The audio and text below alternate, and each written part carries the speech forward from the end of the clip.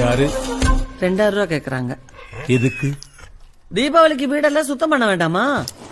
2000 கூலிவா? 2000 ரூபா அப்புறம் என்ன பண்றது? நானே ஒண்டியா எல்லாத்தையும் பண்ண முடியுமா? 500 ரூபாய் கேட்க வேண்டியதானே?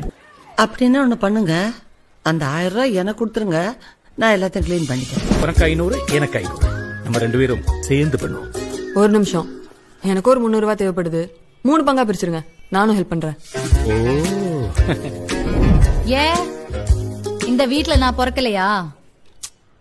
4 ஷேர் ஆக்குங்க. டபுள் ஓகே, சந்தோஷம். அவங்க வேலையை ஆரம்பிங்க. அந்த கதையெல்லாம் கிடையாது. பணத்தை மாத்தி 4 பங்கா வைங்க, அப்புறம் நாங்க களத்துல இறங்குறோம். அது பாயிண்ட். ஓ, அப்பா மேல நம்பிக்கை இல்லையாமா? என்னப்பா இப்படி கேட்டீங்க? சத்தியமா நம்பிக்கை இல்லப்பா.